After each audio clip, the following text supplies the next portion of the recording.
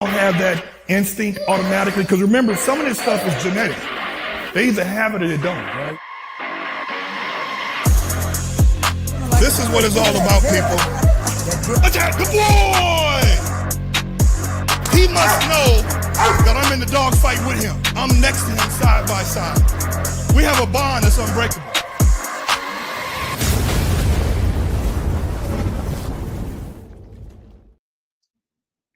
I never get tired of the the intro, bro. The intro. I never get tired of that. Hey, that's fire. Hey, fire. look, that's a fire intro, bro. I'm not gonna lie. Whoever put that together for you, Miles did. They put some elbow grease into that intro. Miles did. Damn, we got 15 people in already. That's because they know it's gonna be hot and ready like spaghetti. Let's go. We give them a minute to come in because we late. We got to give them a minute. Hey man, how's the weather like that in your side of the area, your side of the country? Ashton, how's the weather out there? The snow is melting. We actually had a warm weekend, about 30, 40 degrees. That's called warm. Yeah, in the middle of January, yeah.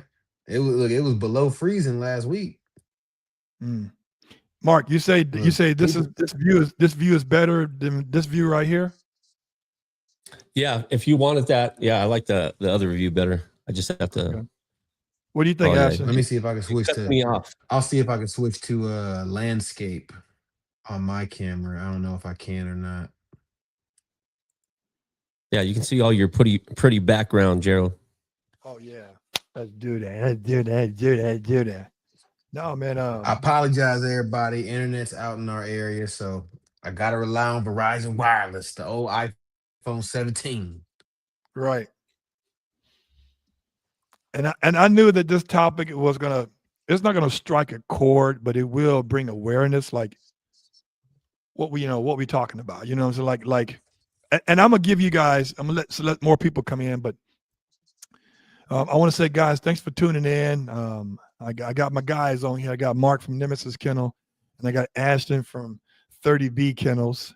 And if you guys ever want to follow them, you can go to Ashton. He's right down there, Ashton at 30B Kennels. He's on Instagram, TikTok. He's killing on TikTok. He's on YouTube, but also he's got his own website. He's got his own, and he got a new logo with the real dogs on it. Hey, we going full sale 2026. Full sale. Right. Mark, he got some good boys, man. Vito and RoboCop. Oh no. Yes, sir. Appreciate that, man. Appreciate that. And Mark, hey, no competition, man. We working together. But it's good competition because that's how we improve each other. You know what I'm saying? That's how we got to get better. Me and Mark gonna do a breeding. That's right. Me and Mark gonna do a breeding with Casanova's daughter. Are you in California too, Mark? Absolutely. Yeah. Real motherfuckers. Yeah, I'm in the country, California. I'm thinking about moving to Arizona or something, man. These Midwest winters ain't. I'm getting old. I'm feeling it in my bones now. Well, you know, the Midwest. In Houston, in Arizona, like Flagstaff, or if you go to Phoenix, they get extremely hot, but they can get extremely cold too. Some bone chilling shit, but it ain't nothing like what you got cracking. Yeah, that's why I can't go to Flagstaff. If I go to Arizona, I'm going straight to Phoenix. I'm gonna be right there in the desert. Mm-hmm. I need the heat. I need the hot. I can deal with the heat. I can't deal with the cold. Yeah. So now I got also I said Mark from Nemesis Kennel, and I got Ashton for 30B Kennels. Guys, we're gonna talk about a topic that it's been touchy for me, and I would say I give my life experience about this. Before I got my first male Dobie, I had bought a female Dobie in 2000, early part of 2010. I called her Lady.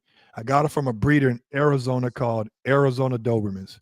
I mean, they got me. They had me thinking, the Warlock Dobermans and the home of the big dog Dobermans. And I was like, ooh, that sounds cool. I didn't know anything, man. I completely know. And guys, before I get into this topic, understand I'm not throwing shade on nobody. All my people that's in my circle and my friends, this has nothing to do with you guys. It's a topic that needs to be discussed, right? Needs to be discussed. We can agree to disagree. Perspectives. Yeah, personal perspective. And so I bought a dog. I asked her, I said, well, first of all, let's go back. I bought another dog from a guy named Bob Dogs. It was a Dobie. You know Bob Dogs, right? So I bought a Dobie from him. Didn't know anything about American versus European. I bought a Dobie from him, a male pup, had him for 2 months. And I said, are these puppies AKC? He said, yeah, they're AKC. And when I got the paperwork, it said American Kennel Canine, not American Oh, Kennel he got you. Club. He got me. Listen, the certificate was about this big and it had a red ribbon on it. And I called the number, and the fucking number was a Google number. So He printed it. yeah. So I was tripping. This I put this on my mother's dead body. This is exactly what happened. I was tripping. I'm like, wait a minute. So AKC stands for American Kennel Club. I said, I paid $800 for this dog. I was like, well, that's a lot of money for me. I mean, this is during recession.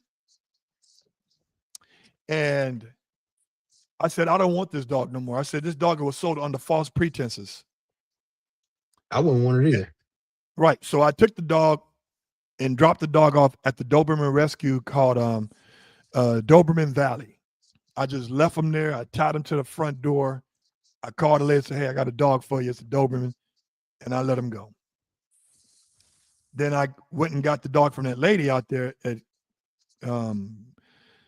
Valley Doberman or King Doberman or whatever is in Arizona. And I said, oh, the dog's AKC registered. She said, yes, all of our dogs are AKC registered. I was like, American Kennel Club, right? She said, yes. Cool. I get the dog. They had to deliver in a transport where the person drove from Phoenix to me. I'm loving it. She come out here, drop the dog off. Yes. Got me a European Doberman with AKC registration. I get the registration and I'm looking at it. Listen, I'm a guy that doesn't read a lot. Like, case in point, people always say that the book for Jurassic Park is better than the movie. I beg to differ. I'm a visual motherfucker, right? I beg to differ. Like, dude, when I first saw Jurassic Park, it was like, man, that shit was lit. Even with Twilight, the movie Twilight, it was like, oh, the book is better. Fuck that. I'm not taking weeks to read that. So I filled the paperwork out and I got the registration back. I got it back. And then when I was thinking about breeding, I read it and it says limited AKC. So what is limited, man? I don't know what that means. Like you can have like 1 or 2 litters. I don't know. You know what I'm saying? And I tried to call AKC and the AKC called and told me and said, hey, you got AKC registration. You can compete in confirmation shows, whatever shows, blah, blah, blah, blah, blah, blah shows. But when it comes to breeding, you can't register the puppies. I said, well, how do I go around that? He said, you got to go back to the breeder and ask for them 3 digits that she had blacked out on the puppy application, right? So I'm calling her. I said, can I get the registration? I said, I want to breed her. And when she turns 2, she said, well, in order to breed her, you got to get the dog's hips and elbows, OFA. Okay, no problem. You got to title the dog. And we're not talking about CGC and CGCA. I said, but those are titles because AKC, those are actually on the pedigree. She said, no, titles outside of CGC and CGCA. I was like, that's bullshit. She said, yeah, but then I looked back at her stuff. Her dogs didn't have none of that. But you require me to get that done. So what it sounds like to me is she didn't want you dipping in her pie. Right. So I got rid of the female because she was skittish. Didn't know. This is during the process of me learning what to pick and what not to pick. Right. So now I say, you know what? I got a dog from Percy Bickerstaff. I got AKC papers, full AKC, but the dog was sold under false pretenses. I'm telling you, people, if if you're not listening to me and learning from all of us on this Doberman community about what not to do, you're gonna get fucked. You're gonna get toasted Yeah. unless you're buying from somebody who has history or who's been vetted, who's been vouched for. You're gonna get fucked. 100. You you know, people saying that Every the people in time. Europe, every time people say you're not going to get the best dog overseas. You know what? That may be so, but that same shit that happens over there in Europe happens right here too. They're not going to give you their best unless you really know them and you have good intentions and there's a very good relationship going on, right? Because typically, if they're breeders, they're going to try to keep the best one for themselves to perpetuate the lineage. It is what it is, Hmm. right? Or unless you got long cheddar and you're going to pay that good money and say, hey, wife, we got to sell this best one. Money talks, bullshit walks. So for me, it's like if you're paying $3,000 plus, to me, the 3,000 is a lot of money. Hell, my mortgage is $3,000. $3,000 or more, you're paying for the vet care. You're getting all of the health testing, emergency visits, food, shots, board and train. Why do I want to be in bed with another breeder for umpteen years just so I can procreate something that's beautiful that I paid for? And I said this, guys, all the time. I'm not buying a car cash and I'm not getting a pink slip. Fuck that. I'm not leasing cars. I'm not leasing cars. Hmm. I give you $3, $4, $5, $6,000. I want the whole thing. Don't let me Hmm. find out, oh, you can't breathe because, uh, you know what? I understand. We talked about it, Ashton. We said it today. It said, are we talking about breeders or are we talking about unethical, irresponsible owners, right? Because Hmm. if you get me Because there's a limited and difference. I There's a breed, big difference. right, if you get me limited, people, here, newsflash, if you get limited AKC papers, you can still get the copy of the pedigree. You can still get all the stuff done that AKC has to offer. Get your little ribbon for your CGC, all that shit. You get it all. But when it comes to breeding them, registering the litter, and red stop sign. So breeders, I think, for the most part, a lot of them, not all, they don't want to give full AKC for number one. They don't want you to water down their lines, which I don't know how that's possible when it's not your lines. It's got other dogs' lines in them. Number two is they don't want you to be a puppy mill. Well, they can still breed the dog. When people ask, well, I know you can't That's the register the thing. litter, you can still breed Uh, the dog. It's not going to stop them unless you're waiting till these dogs are 16 weeks, 8 months, 10 months, and you're taking them to the vet to get them altered yourself. There's really nothing you can do once the dog leaves your hand. Now, again, like you said, they won't be able to register the litter, but if they're just trying to make a quick buck, they're not going to care about that.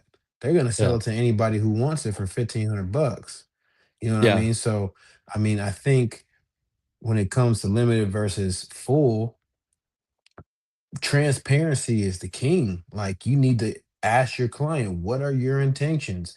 You know what I mean? I'm not going to charge you an exorbitant fee for this dog if you don't want full AKC. If you truly want limited AKC, you want a pet, you're a end buyer, not a breeder, then we can discuss those options. Now, you may not get the best of the best. I may have to pick your puppy out for you, but those are options. Yeah.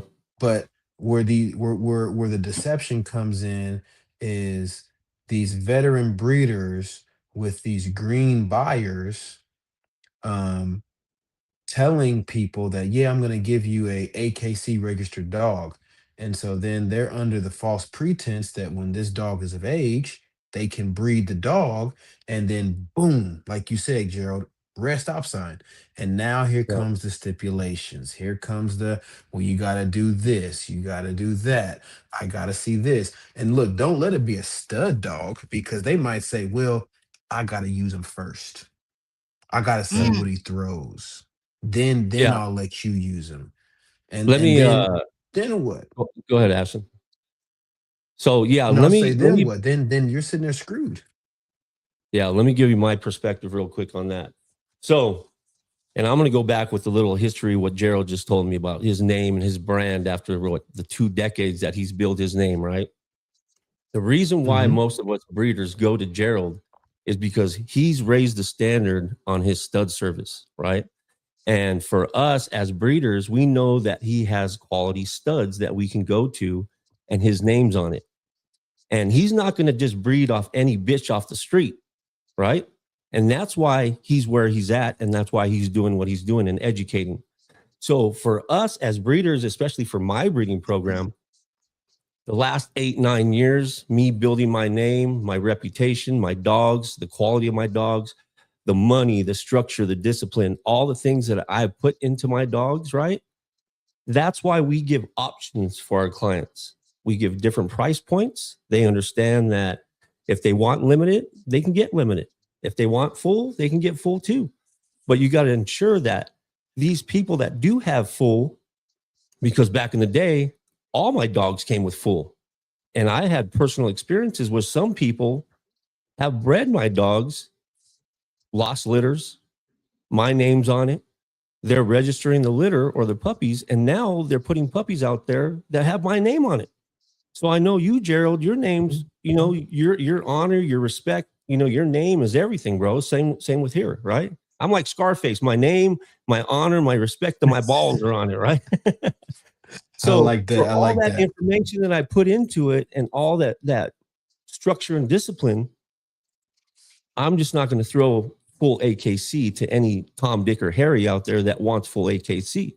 They have to make sure, like you said, water down the bloodline. They can't breed to Americans. They can't breed to freaking damn Great Danes, things like that. They have to keep with the bloodline and progressing on the preservation of the breed to make the breed better, right? So again, for Mhm. us, by keeping our name and our structure and the respect of our kennels, is to make sure that we are very transparent. We also do pre-registration. So we pre-register all our dogs. If the Explain dog, that, Mark. so Explain that pre-registration, pre-registration. yeah, pre-registration. So breeders out there, they get this registration. Once they register the litter, they get a booklet with the registration copies of your puppies with each WS-AKC number on it. You are required to give that to the owner, and the owner, it's their responsibility to actually register their dog. In the beginning, I used to give these papers out to these owners, and they pay, at the time I was charging $1,800 per dog. They pay $1,800 and not even pay $35 for a damn AKC registration. So out of 10 puppies, I would only have 5 registered, right? Now I can't track my puppies. So I learned after 2018 that, hey, you know what? If I have to spend a little more money up in the front end and pre-register all my dogs, now AKC recognizes you as a more reputable breeder by having 100% AKC registration of all your puppies. So every single client that comes in, they come in, register their puppies.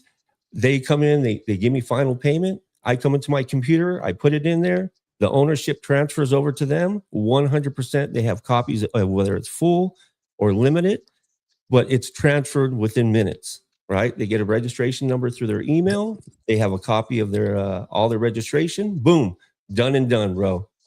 Everything's transparent. That's what I love Now about the they're, AKC, now they're the new man. owner. So AKC again, is so my name's fast, on it, dude. your name's Oof. on it. If you're building your brand, you just don't want anyone out there watering down your name or your brand or anything like that by giving full AKC to anyone. So that's why we give options through our puppy, our breeding program. If they want ears, okay, it's one price. If they limited AKC, okay, it's one price. If they want full AKC, okay, it's another price, because they're gonna actually look at it and say, man, do I really want full AKC? to pay that extra $500 or $1,000 more, right? Or do I'm not even intending to breed and I just want limited, which they can, like you said, Gerald, they can, enter into sports. They can do all the things that they need to with that limited. But again, to each his own. And that's why the perspective is a little different, but options is really good too. That's why I told you in your post, Gerald, I'd rather have it and not need it than need it and Yeah. not have it. Yeah. I think for I want me to touch on where that.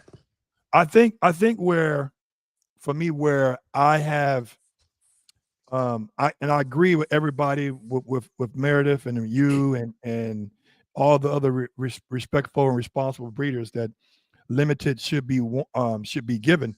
But when I was going through the process because of trauma, she just told me AKC registration. She never was specific about what type of AKC registration.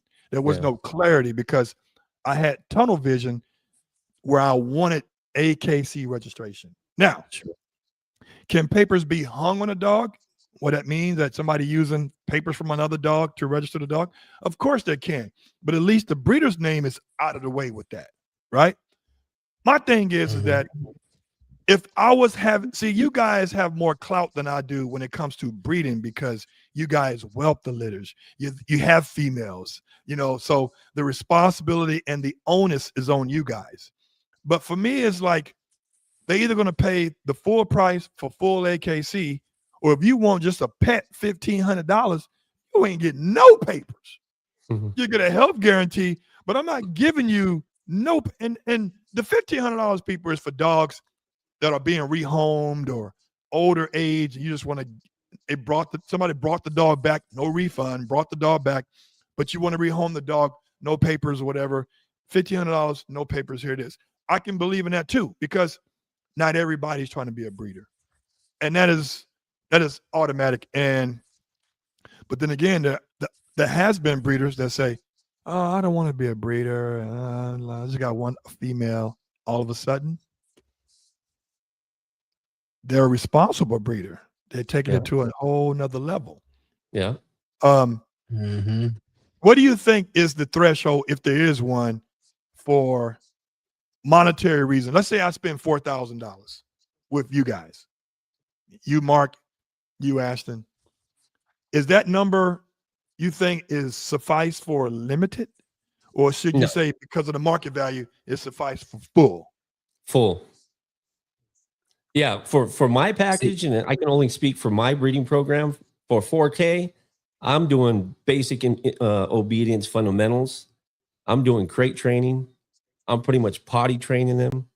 Sometimes I even microchip them, right? Plus they're getting the ears, their tails, the dew claws, the whole pretty much whole full 9 yards. Now, unless they want to go further into having them stay with me, then I do boarding.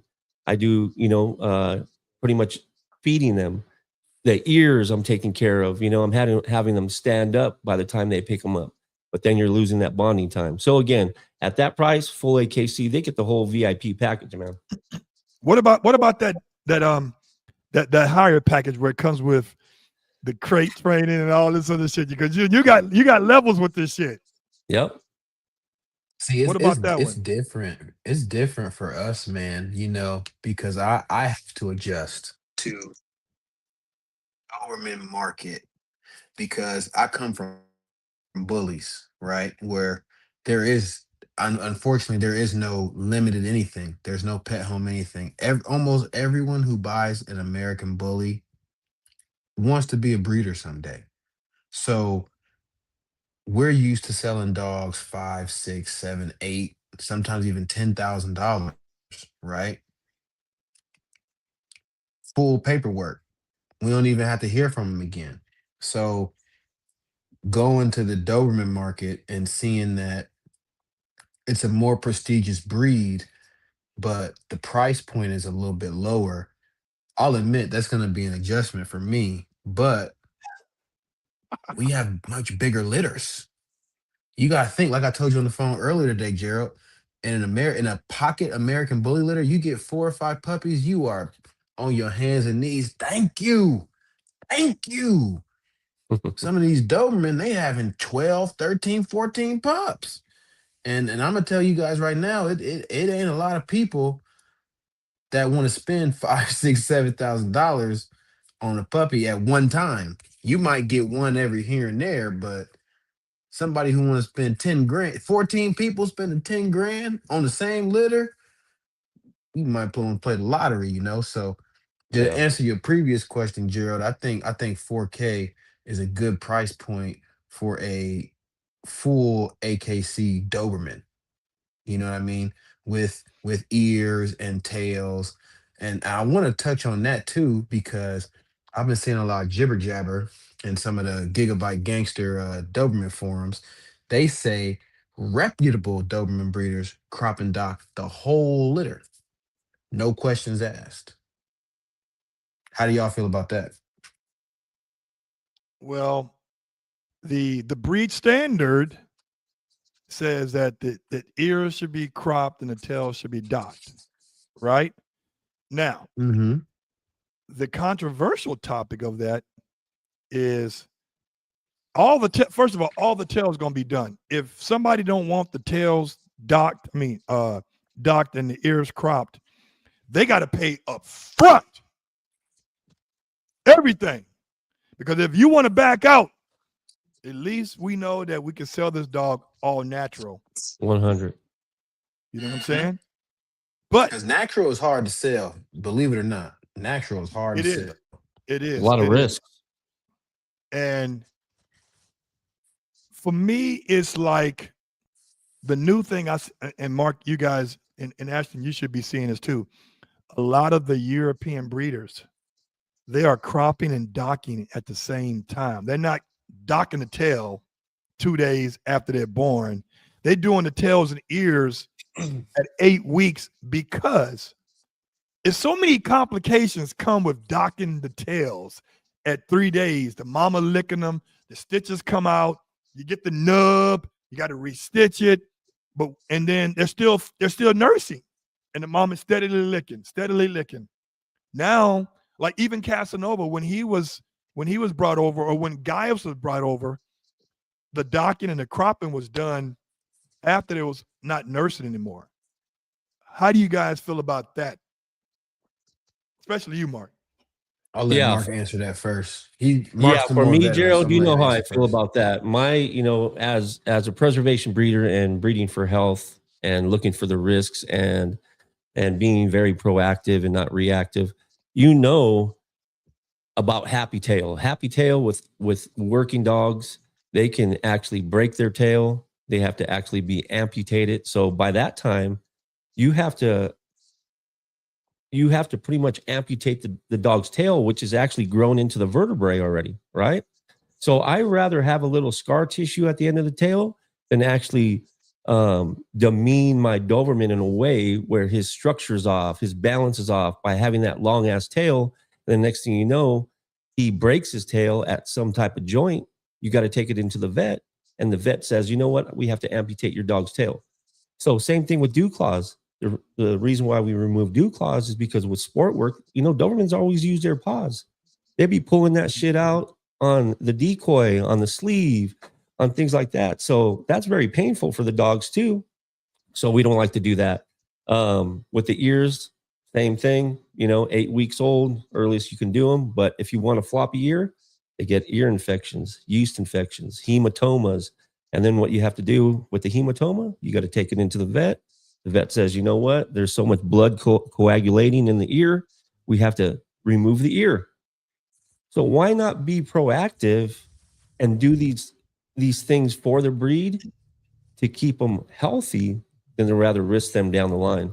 So again, that's my perspective on it, and making sure that we always do certain things, like especially the tails, between 3 to 5 days. Little cartilage, take it, one stitch. For me, not everyone's like this, man. I pretty much gave up my life, my whole 35-year career, to take care of my dogs and focus my dogs. So I'm with them 24/7. I'm watching them. I don't get no sleep for 8-9 weeks because I'm overprotective of them, right? And I'm always watching them. So again, you want to be a breeder, you want to give up your life, pretty much your freedom. You ain't going nowhere, man. I haven't gone nowhere in 5-6 years. I have puppies every 3 months. I have dogs that I have to take care of. I got training, I got, boarding, I got all types of things. So if you want to get into this particular game, as we say, you pretty much have to make sacrifices. Yeah. Yeah, I it's tough. I it's tough. For me, and I hats off to all the breeders. Like I said, I get it. I'm like a single man. I get to stick and move. You know what I'm saying? And and so it is. I understand that people do limited. I get that. But at what point, what the standards that are being required to get full, are you thinking that the standards are being done to the actual breeder's dog, or are they just gatekeeping because they want to be the only one with the bloodline? Are most breeders really trying to be responsible by giving you limited until you get the proper documentation done? Or they surely just gatekeep, like, I don't want nobody to have a no lines of mine.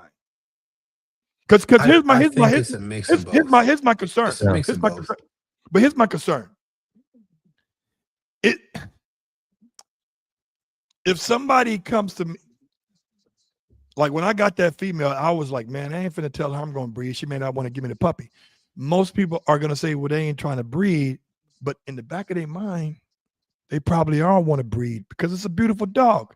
But if they tell the breeder, I want to breed, then they may not sell us the dog, or they may not give us full AKC registration. I mean, it's a Yeah. double-edged sword. But see, Yeah. that's where seller transparency comes in.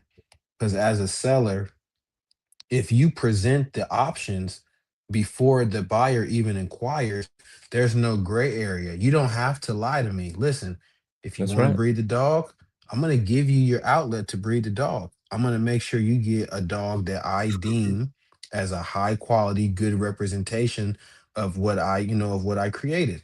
If you tell me that you don't want to breed the dog, again, I'm not gonna let you get the first or second pick, male or female, and you just want limited AKC. No, you might have to get the dog that, he's a little derpy, he's a little on the smaller side, all dogs need love. That's just what it is. You know, that's the double-edged sword to me. And that's Yeah. where, like we talked about earlier, Gerald, about you can be the most ethical breeder in the world, but are you selling to ethical buyers? That's a You good feel what I'm point. saying? Because you can do all your due diligence to limited AKC. Hell, you might not even give them the paperwork at all. But unless you fix that dog before it leaves, you cannot stop that dog from being bred if they truly want to breed it. And I'm going to tell you right now, there are millions of people in America that want cheap puppies. Cheap puppies. So if Jerome and Shenanigans down the block got Dobermans for sale for 750, no paperwork, I guarantee you somebody gonna bite. Yeah. Somebody gonna bite. One of my sayings is if you buy cheap, you buy twice. And that's in the real world, man. So if Mm. you want to buy quality, you're going to have to pay the price, right? And especially from us as reputable breeders that stand on the breed and do what's necessary to ensure all the ethical things that we need to do, like the health testing and OFA certification and all the requirements that, instill of the quality of the breed that we breed. So for us, in Nemesis Kennels, we started an application back in 2018, 2019. It's actually gotten a little more robust as time goes on because I've learned from clients of what necessities they need, and not every person has the same needs, right? So if they do want to breed, and Gerald, you know this, I do whelping help now, because if a new breeder needs some whelping help, they can come and pay me. I'll whelp their whole litter, successfully. They can pay me, I can do it, I can take care of their puppies. So I have that option and service that I can provide for them. So within our application, that's what we ask. Are you looking for a service dog? Are you looking for a pet? Are you looking for a sports dog? Are you looking to breed? Now those four options are there, right? So if they're looking to breed and they tell me, hey, I'm looking to breed, and they write it down there, okay, cool. I love it. Make sure that you get full AKC. This is the package that you're getting. And then I can actually walk you through your first breeding. I can help you because I want you to make sure that you have a successful litter, right? So I'm there 24/7. You guys can call me. I'm on the phone walking you through it. I tell you all the necessary things that you need to buy, like the NutriCal and all these different things, how to whelp. If you see a breech puppy, that's no biggie. If you see a twisted puppy, you got to be concerned. They should be whelping after every, hour and a half to 2 hours, or you have to stimulate them. All these different things that we grow from experience, right? And that's why I always talk about the proof is in the pudding, right? Because you have experience of all this information that you can give back. So again, experience pays. And I think sometimes when you're newer to the game, you try to put your best foot forward, but it doesn't always happen like you want it. So I always kind of lean on people that have done it more than I have. Always get resources like veterinarian, reproductive vets, bully vets, whoever's done it more than I have, and then actually knows more of the trials and tribulations that I can learn from because I'm a student of my craft and I'm always learning. That's the best information you can get. You know, My I mom always had a saying that it's more than one way to skin a cat. So I think as a breeder, you have to be willing to see things from a different perspective because no litter is just like the last. You're Yep. gonna run into a different issue or a different hurdle to jump every single litter. And having Yep. that network, real like they say, your network is your net worth. So Exactly. you got to be open to taking advice like Gerald has taught me. Look, I thought that I read for hours, read a million articles, and I swear at least once a week Gerald's like, did you do this? I'm like, no. Did you do that? Not yet, Gerald. Not yet, Gerald. You better get on that, Ashton. I'm like, God damn it, Gerald.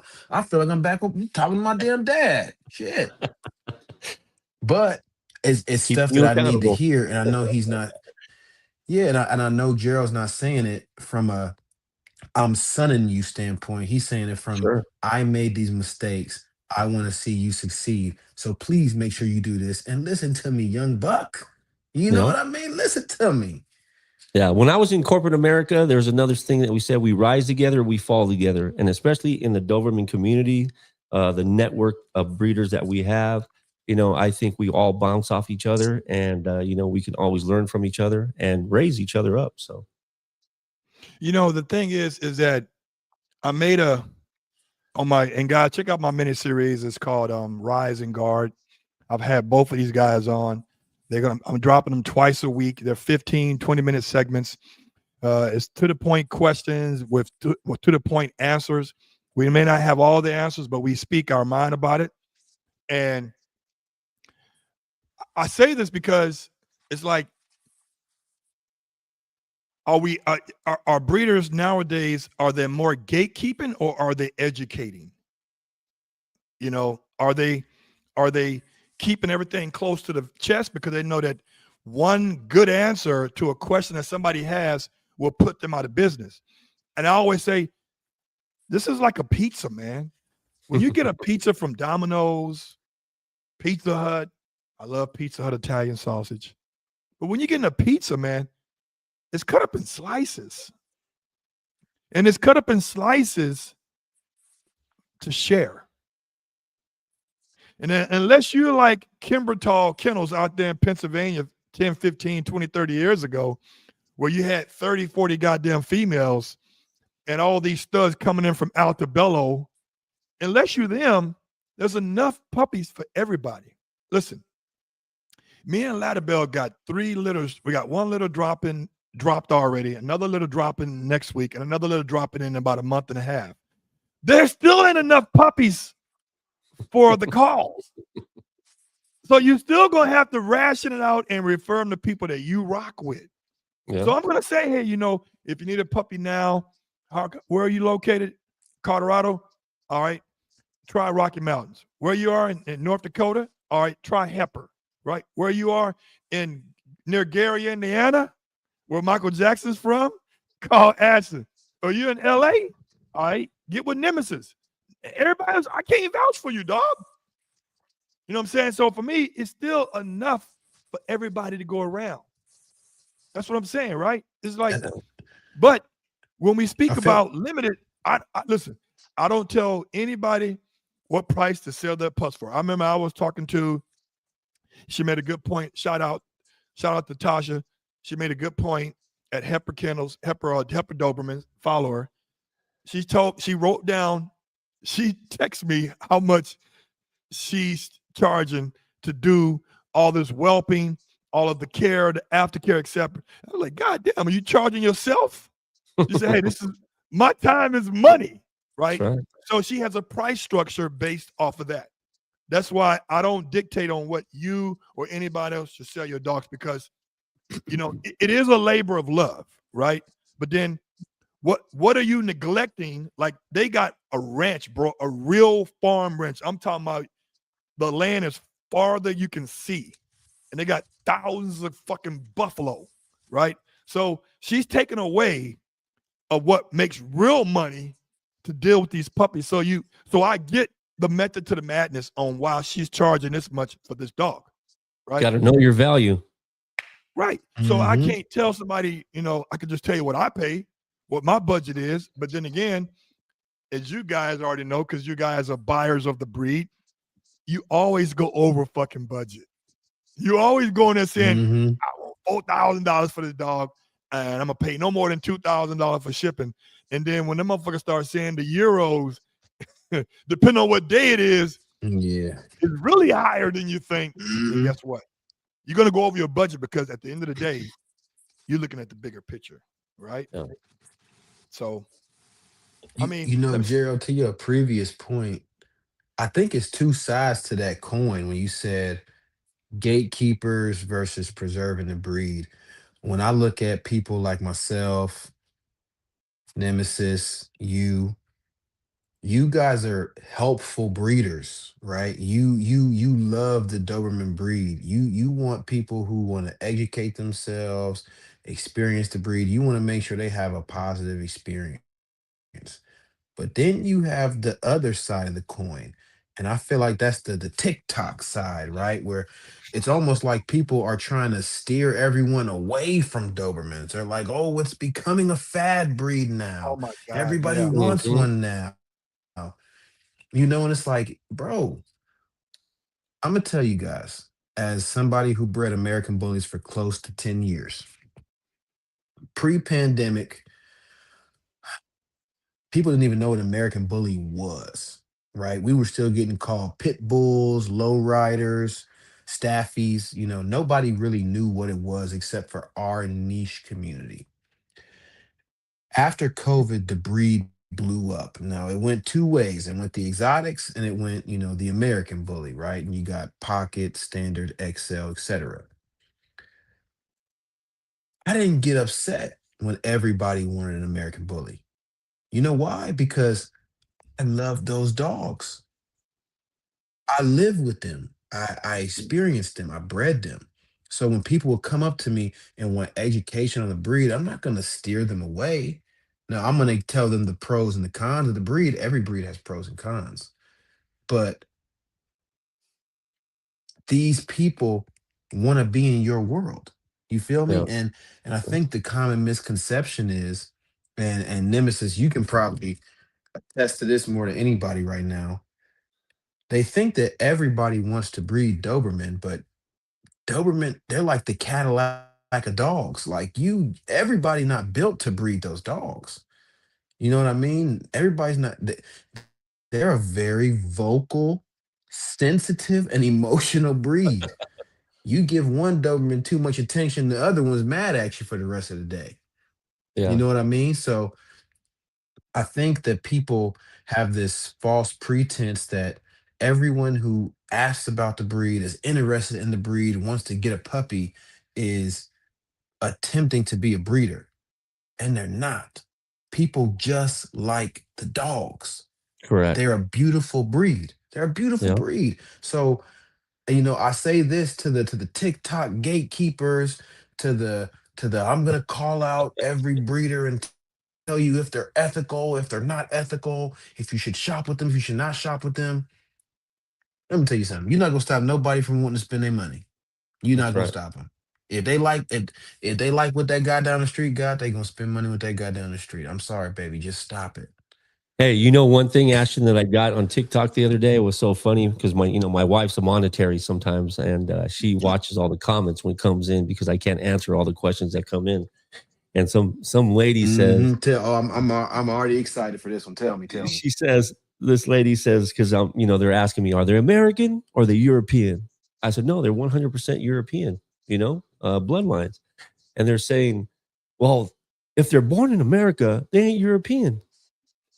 And I was like, what the hell is that? What kind of concept is that? So that means German shepherds, if they're born here, they're not German.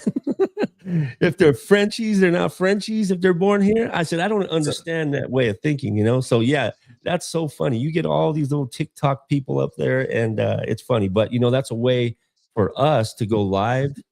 It's a little more acceptable to show our puppies because for us, I'm very transparent. So from the day they're born to the day my owners and clients pick them up, I go live pretty much every single day.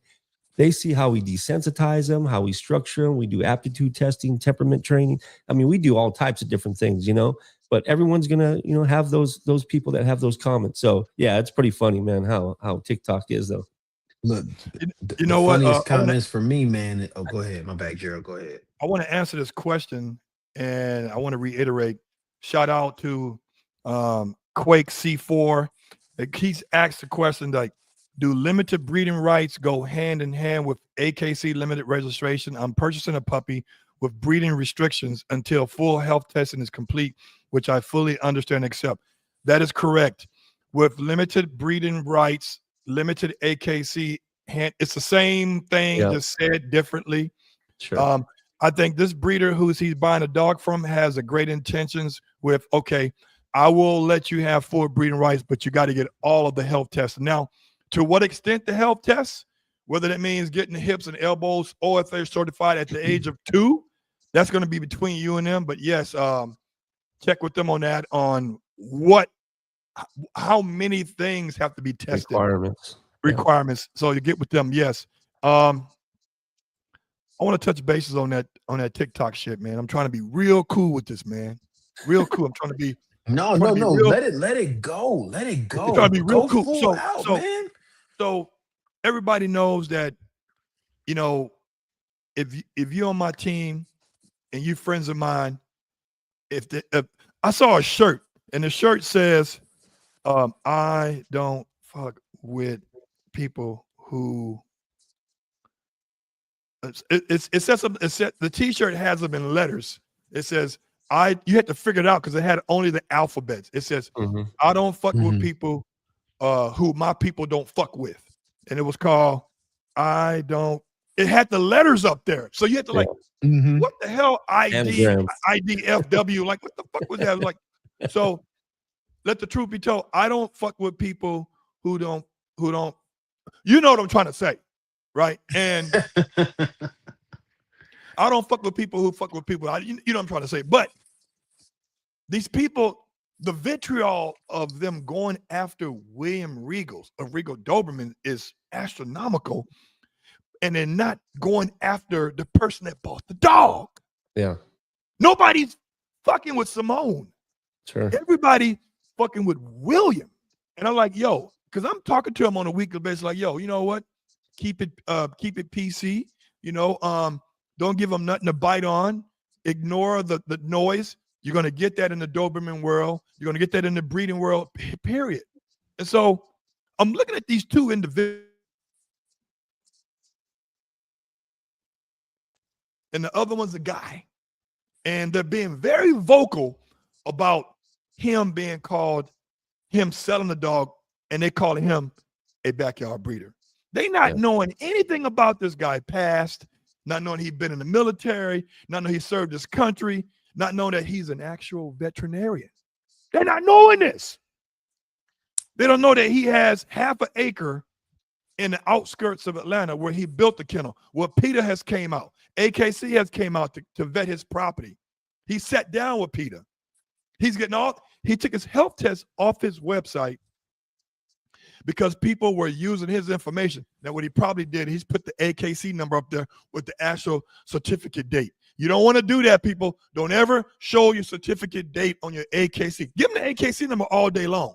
But the social to that is the certificate date. Am I right, Mark? That's right. Don't get that out. So I can get that part why he took everything down in regards to that. And people who wants to know about the health test, he'll send it to them individually. But my point is this.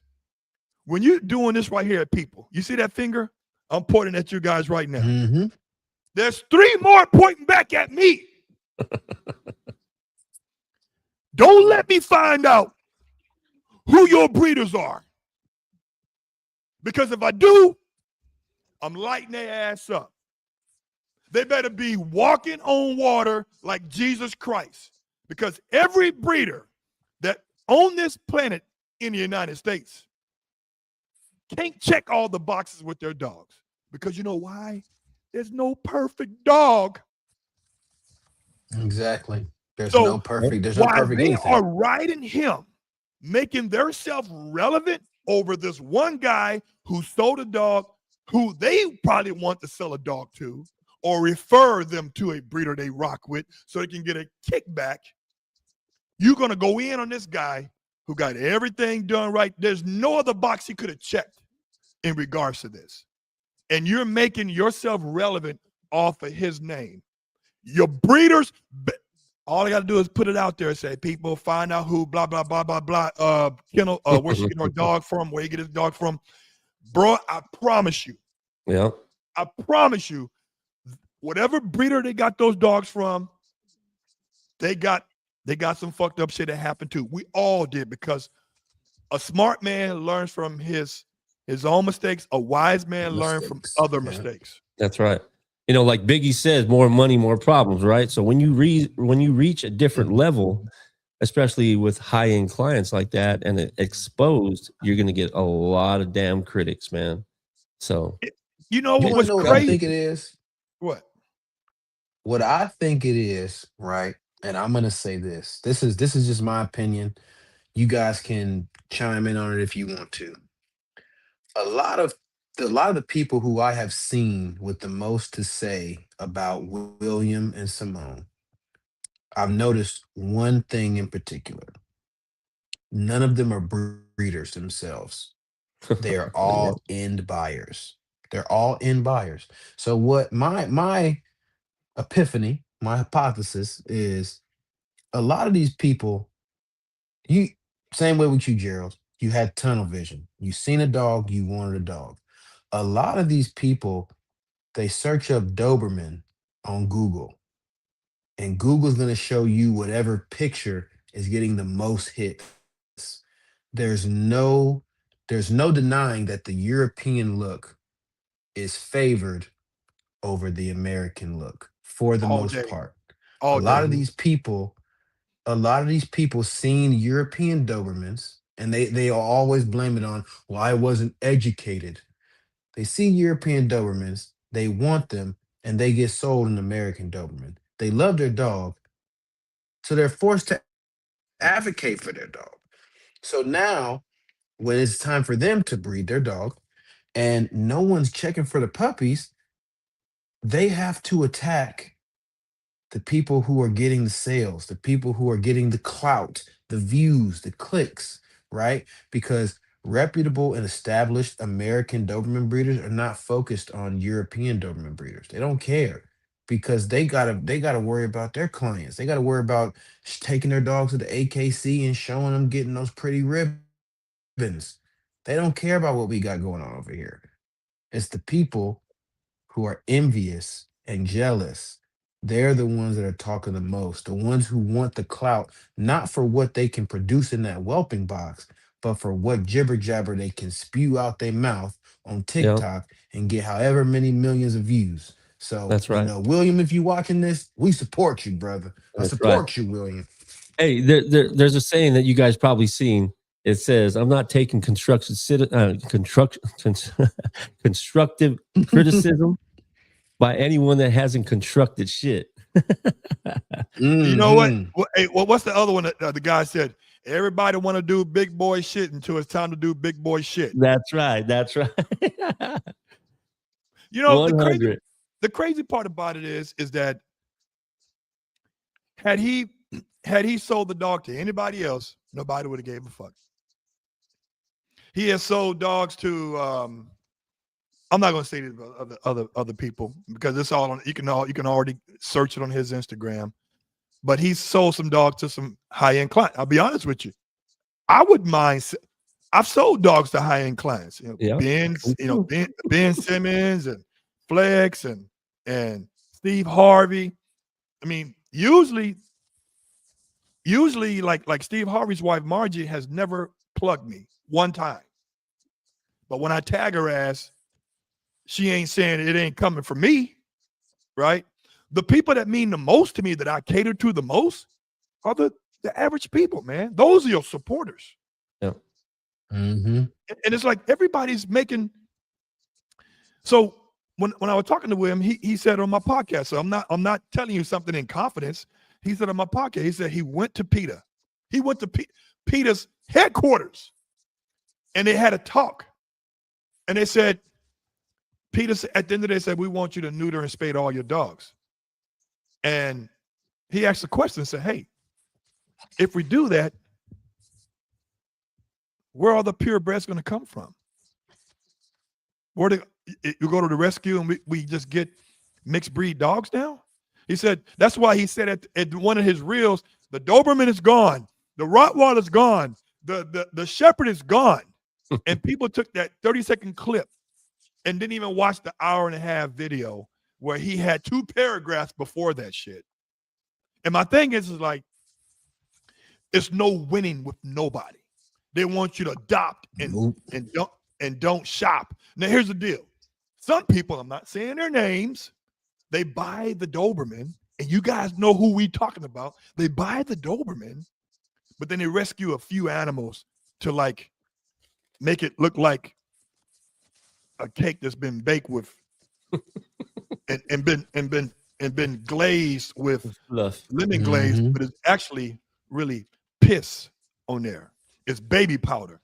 Because you rescued one animal, but you bought the one that you want to give shit on.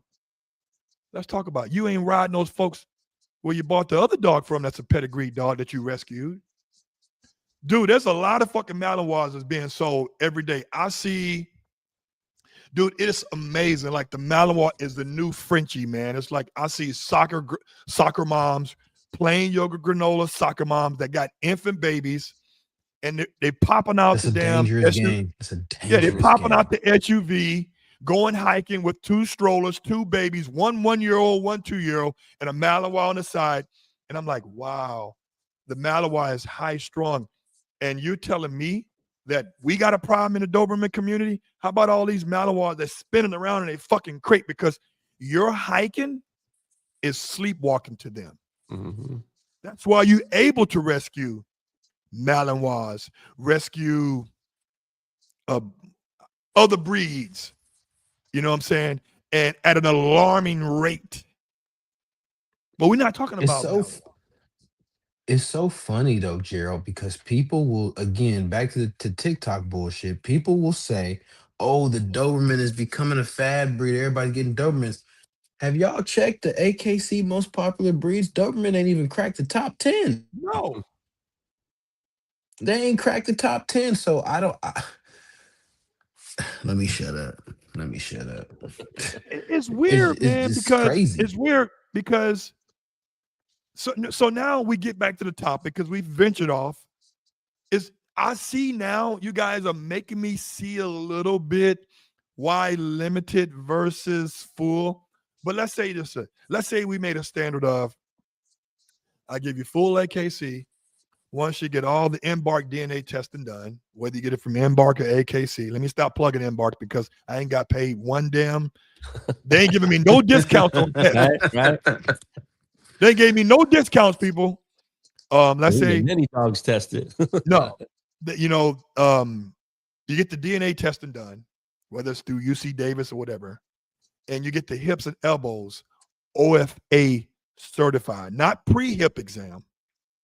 You think still could they come back and get the full, but do they have to pay extra to get the full that's when they've already spent the money to for the proper documentation? Which one you think is that best? and that's the gray area right there, because it's like, okay, we're gonna throw out some numbers here. Let's say you tell me, Mark, if this sounds right. Let's say $2,500 for limited, 4,000 for full AKC. So let's say we have a prospective full AKC buyer, and we say, all right, pending health tests, I'll give you full AKC. Do you take the $2,500 then, and then the $1,500 down the road, or do you take the whole 4,000, and if the dog don't pass, you give them a portion of their money back? What's the best route Woo! you would take? Because Woo! you've been in this Well, scenario before. yeah, for me, if I'm gonna actually sell to a potential breeder, I'm gonna make 100% that my sire and dam is 100% clear of everything, and to ensure that whatever they purchase is gonna be a breeding aspect, right? Now, if they Hmm. have one copy of VWD, I always ensure that they don't breed to another dog that has VWD or vice versa with the DCM or anything like that. So those are the requirements. I always look for it. Like if you want to pay for it and you may never need it, then at least you have it.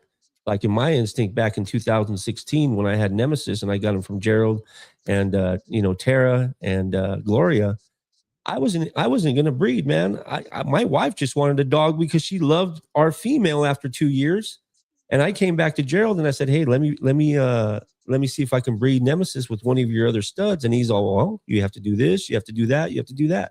So I think with the requirements that's needed to actually go forward in the breeding aspect, I think those requirements are needed. But that price range, I think if you are potentially thinking about breeding, it's going to be cheaper for you to pay. For us, it's 3,500. We just add extra like the microchipping, the crate training, and things like that for four. But yeah. So again, I rather have it not need it than need it not have it. And if you're not looking and you just want a pet, then get the limited. But if you're going to come back at me and say I want full, then you're going to pay the difference of what I normally charge in What initially. What? Uh huh. what happened when I know out of all the puppies sold, somebody who paid the limited, they was like, wait a minute, man. I had a litter and I can't register. I can't register the litter. What has happened when they called you back? I know somebody's called you back because they didn't understand the For difference, me, or they read over that part in the contract. nah, for me, it's always transparent. You're either getting limited, and this is why you don't have any breeding rights, or if you are potentially thinking about breeding, then you have breeding rights and you get the full AKC. So again, I'm educated enough to transfer that information to them, because again, I rather put everything on the table than to have problems down the line, right? So for me, it's just like, Hmm. hey, no one has ever came back to me and say, hey man, I had limited, but I really want it full. No, well, we should have discussed that before. But yeah, I But mean, if that's they did, like I said, I would just charge them the extra 500 for the full AKC, and that's cheap. but Ashton made a good example though. He said, what if somebody pays the full, say 4,000, Mm-hmm. and we put numbers out there, people, but there's packages that's involved with this too. But let's say 4,000. You know what? Let's go. Let's go with Meredith. Let's say 8,000 full AKC, right? Because her program is different, Mm-hmm. and she'll explain to you her program why her dogs are structured a certain way. But let's say 8,000, and then the person gets the dogs tested, and the hips are dysplasia after 2 years, and they have, well, let's say just stop at the hips, Mm-hmm. but both parents' hips were good.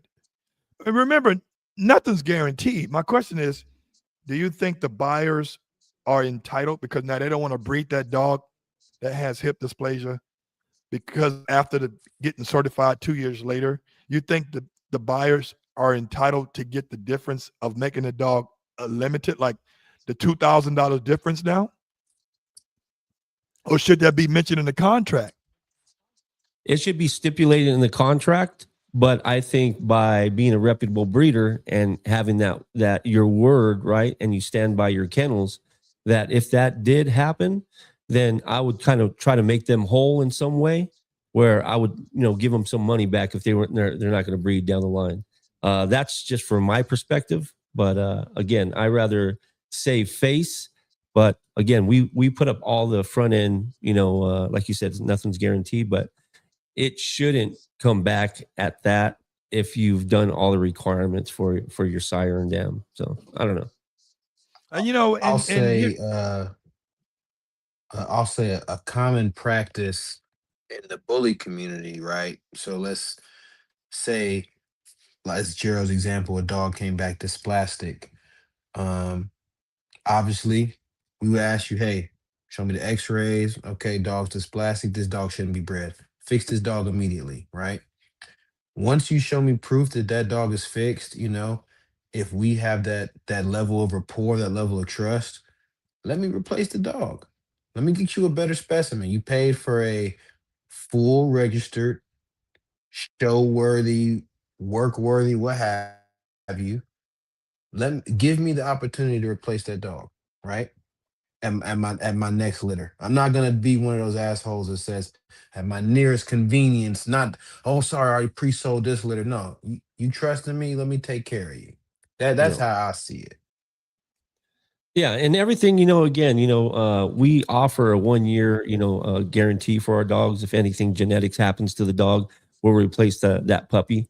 You just have to get the ears, but they also have to, get all the necropsy. They have to get the information, all that from their vet, and then transfer that over to our vet, so we can concur that it did happen in that way or fashion. Because a lot of times some people will be sending me paperwork and it's like, dude, that has nothing to do with anything about genetics. You had this dog for 4 years. Mhm. Maybe it was the care that they were under that, you weren't a responsible owner in some way or fashion. So, for me, they have to have proof. And we will concur with their vet and my vet. So here's the thing, guys, with the hips being OFA certified, because that's all I know. I go to SoCal Riverside, and they do a very good job. This is my opinion. When you get the hips OFA certified, check with your vet to see if they do OFA X-rays. Your vet is not the person that's going to tell you whether the hips are going to be good, fair, or dysplastic. Okay. yeah, All he's going to do is take the exam, send send it it out. off to OFA, and they're going to do the interpretation with 3 vets. Whatever 2 of the 3 vets say that the examination interpretation is what it's going to be. If 2 out of the 3 said fair and 1 says excellent, it's going to be fair. If 2 out of the 3 says excellent and 1 says fair, it's going to be excellent, right? So, but here's my word of advice. Don't go to a vet and don't go to a vet and then have the vet to put your dog under to get the exam because he's shaking too much or moving around.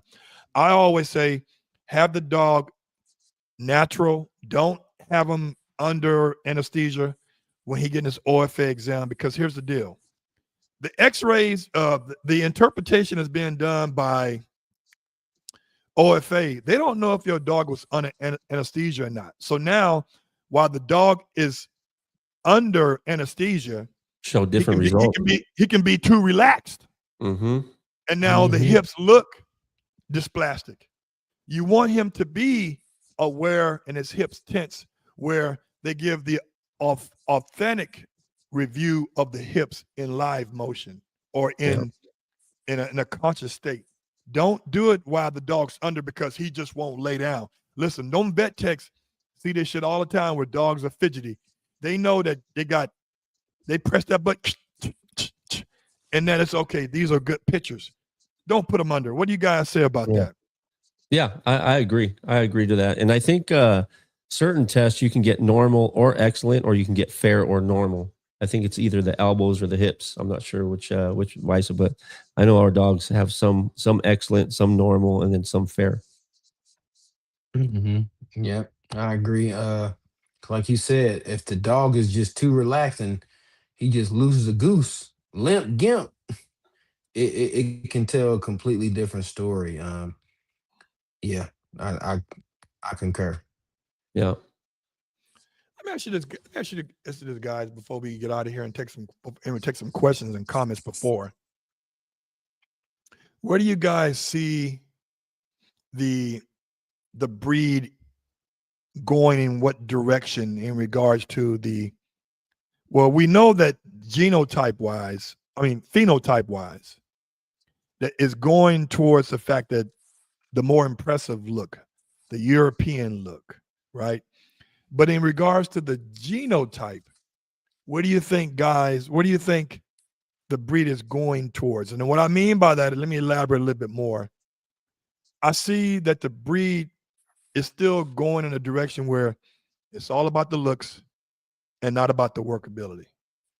They're breeding the most mildest ones in the litter to the most mildest females, and they're kicking out great looking dogs, probably perfect health, but they have the prey drive of a 1 month old baby.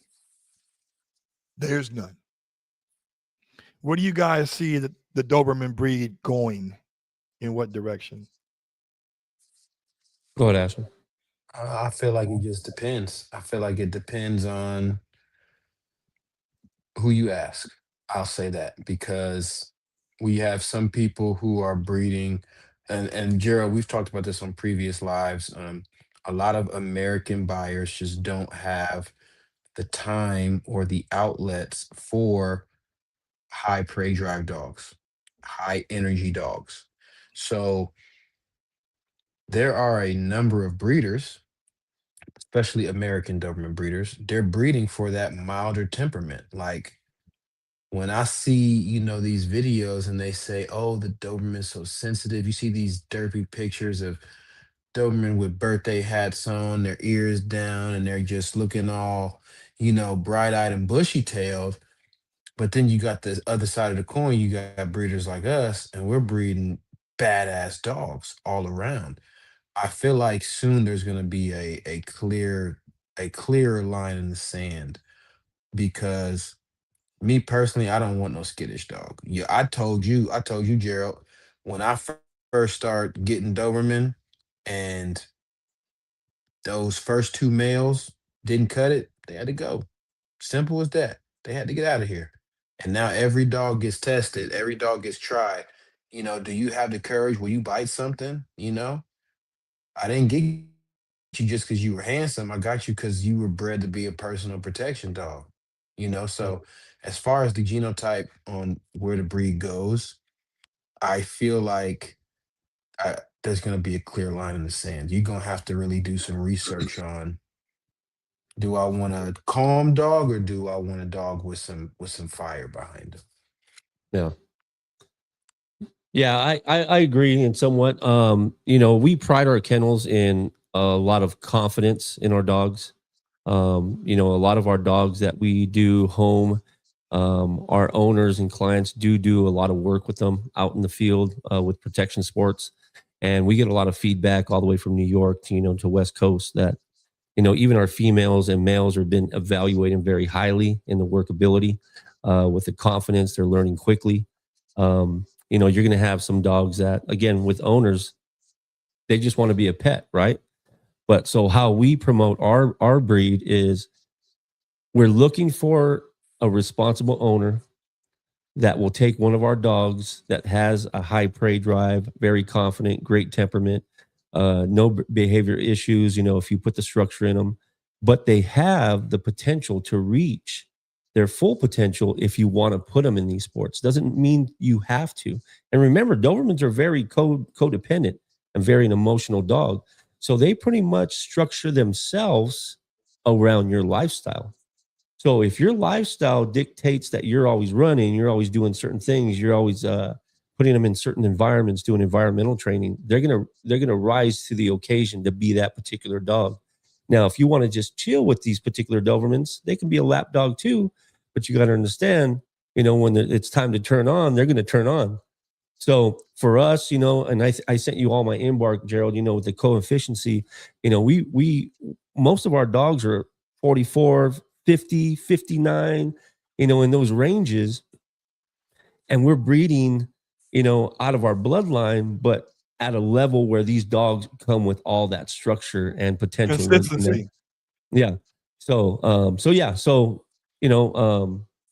I think it all depends on the client, on how are they going to structure their dogs and how you educate them, in order to, reach the dog's potential. But, it all depends. Like you said, Ashton, it all depends, on the owner and, the outlook of the dog. I think for me, I don't think I know that I have been on this campaign 17 years in January now, that I want to have the power there when I need to use the power. I give an example all the time about my Grand National. When I want to cruise, I can do 40, 50 miles an hour on the highway when there's no traffic, but it's always traffic in LA. But when I want to gun it, ain't too much nothing fucking with me on that highway on a cold night. Period. Because it's an intercooled.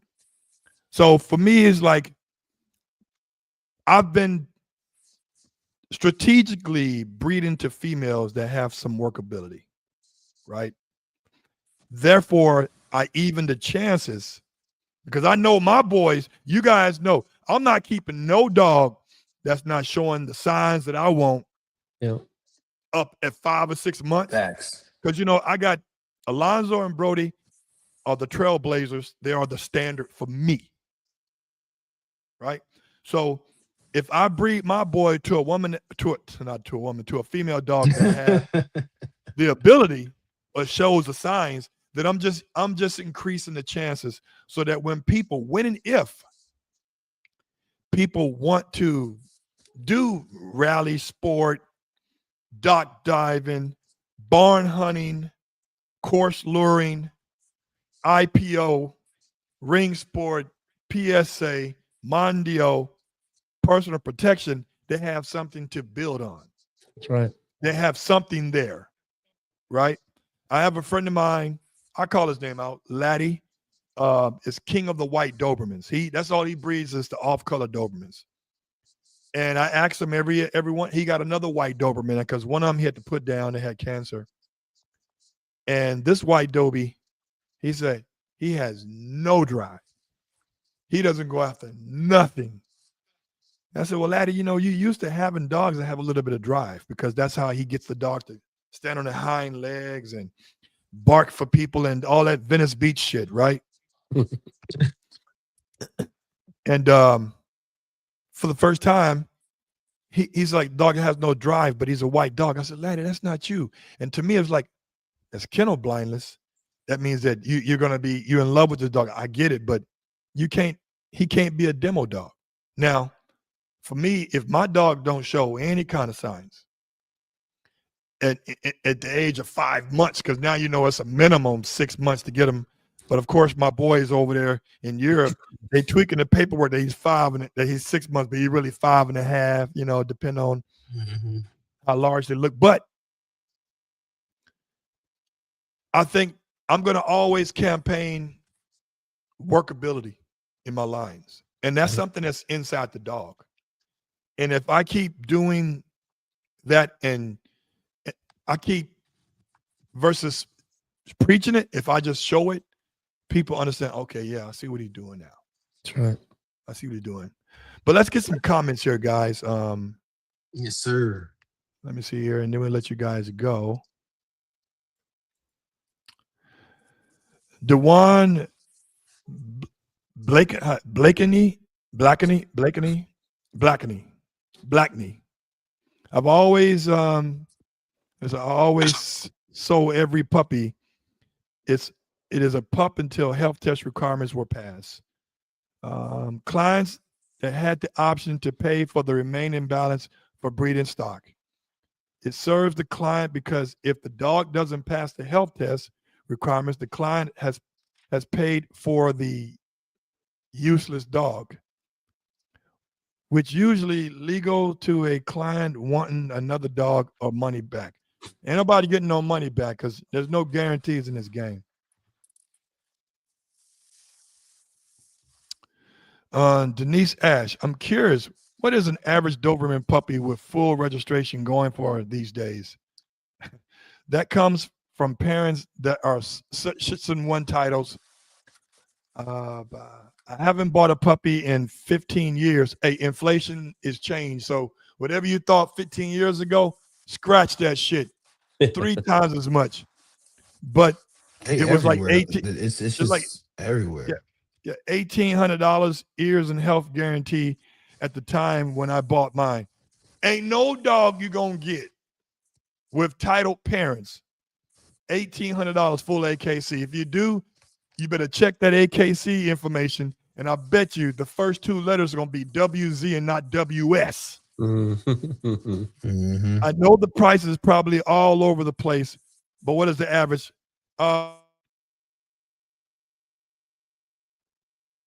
35 and 45. That's the average. Like I say, there's breeders out there charging $8,000, $6,000. I mean, listen, the prices dictate on how much the breeder has actually put into the breed to justify her cost. What do you guys think? Yeah, Yeah, I agree. it's all over the place, man. You're gonna have some people who, like, was it Helper Doberman? Heifer, yeah. They got a large overhead. They got a big old farm they got to take care of. They might charge a little bit more as opposed to a hobby breeder, someone who has 1 to 2 litters a year. They don't have a lot of overhead costs because they don't have 10, 12, 13 dogs. They might charge you a little less. It's just, it fluctuates. Hey, Yeah, Marquis, I think go at ahead. one time, Gerald, back in what was it, 2019, 2020, we had our network of breeders at that time, and we kind of pretty much all got together and kind of gave a standard price because some people were a little under, some people were a little more. So we're like, hey, let's just make one standard price so we can all benefit from it because, a lot of people were fluctuating. Like, why are you charging 4? This guy's charging 2, but you're offering the same, you know, uh, pretty much Doberman. So I think, it is kind of all over the place right now. Again, for full AKC, some of our dogs are titled, some of them are not. We pretty much charge the same price. Doesn't matter. Quake C4 said, do you guys believe routine blood work should be a part of the responsible breeding program, or is it unnecessary once the dog passes standard health testing? Now, here's the deal. These genetic markers that we're looking for, once the dog has been coded that he has or has not these markers, blood work ain't going to change that shit. You're born that way, it's going to stay that way. Now, you can do, what is it, Halter test, more? What is it called? Yep, Walter. Halter Alters and test. echoes. With the echo. Echo, that ain't blood work. Yep. So yeah, I don't know what you mean by that, guy.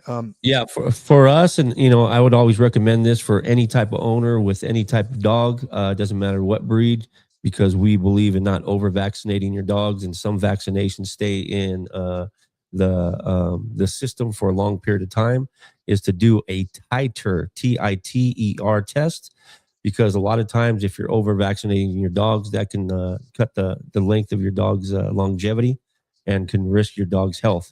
So make sure, just because they say 3 years of rabies, before that 3 years is up, go do a titer test, blood test, and make sure that the mercury is not still in the system, or still in the system where it's still immune in the system. And then you can prolong that, because a lot of these vets, as we were going to talk about before, Gerald, about private industries acquiring all these type of vet, clinics, they're pushing a lot of extra medication on our dogs.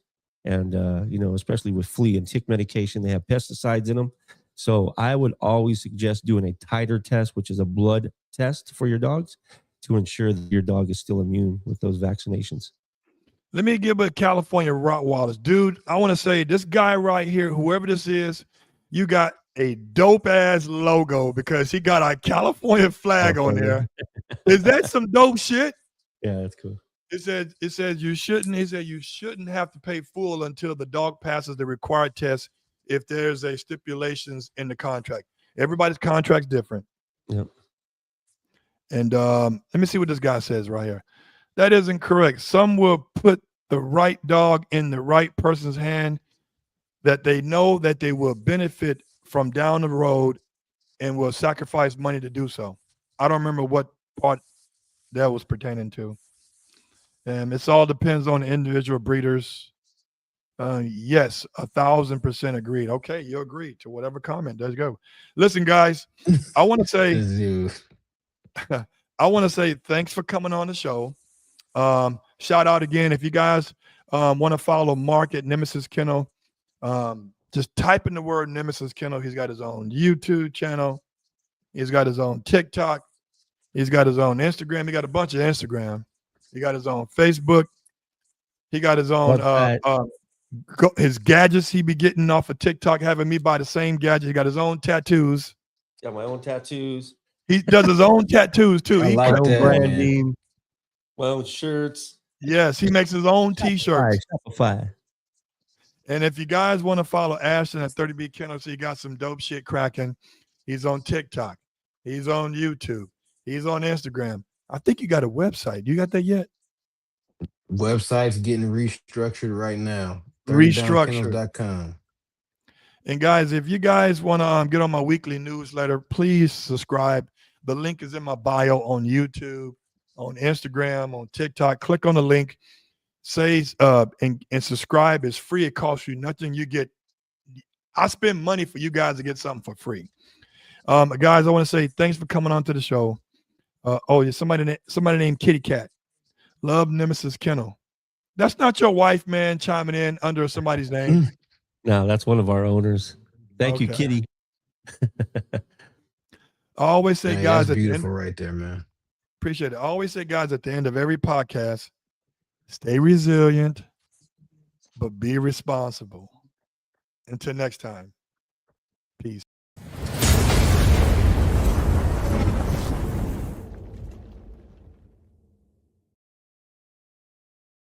Well, you guys.